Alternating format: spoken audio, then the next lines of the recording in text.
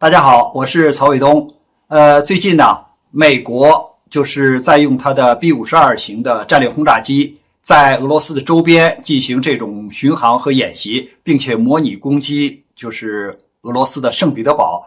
还有呢，就是俄罗斯在此前已经宣布就是暂不履行这种就是美俄之间的新削减战略武器条约。那很多人就担心说，这个美俄之间会不会因为俄乌冲突发生核战争，或者是说呢双方的这个核威慑、核打击的力量有所变化？首先呢，我认为就是美俄之间不会发生这种因为俄乌冲突升级而引起的核战争，因为美俄之间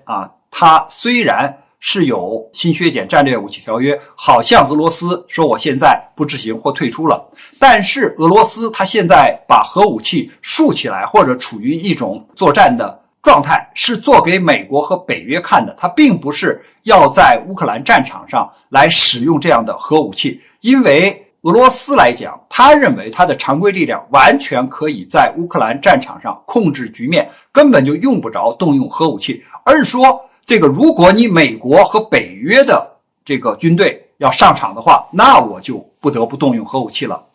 所以呢，这个威慑和使用只是针对北约和美国的，而美国和北约他并不愿意和俄罗斯发生迎头对撞，因为迎头对撞对他们并没有任何的好处。他现在是要用乌克兰来消耗俄罗斯，所以呢，他既然不准备和俄罗斯迎头对撞，那就没有必要就使用他的这个人力进入乌克兰，更没有必要使用这种核武器。那有人就说了，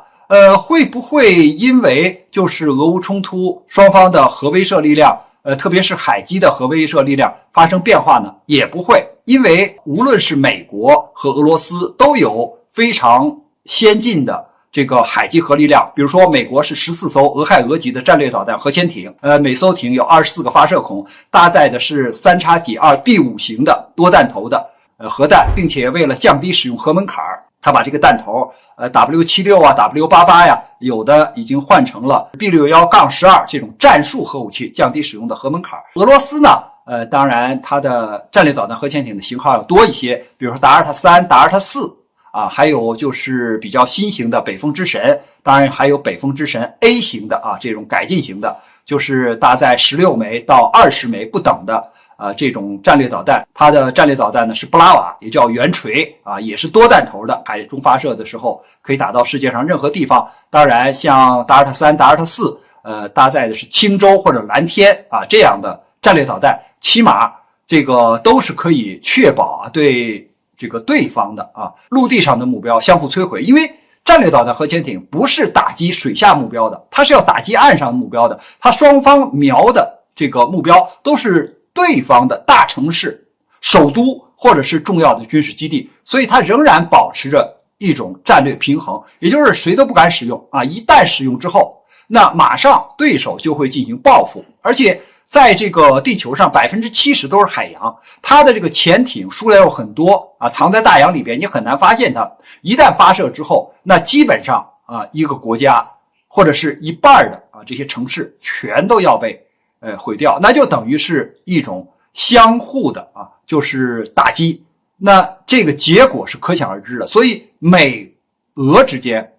它不会因为乌克兰这个战场上的变化而和对手发生这种核大战。所以我们讲呢，它并没有因为俄乌的冲突或者是时间的延长或者是这个战场态势的升温以及双方这次又在黑海上空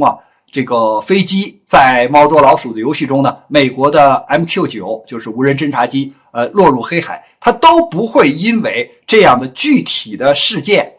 引发双方的这种核冲突。因为双方一直保持着军事上的热线，而且呢大家的战略目标不至于引发核大战，所以这个俄乌冲突不会有很高的风险引起双方的核大战。这个是因为美俄他们之间的这个战略目标是非常明确的，他们之间是有沟通的。所以呢这个现在有的人很担心就是这个战争的升级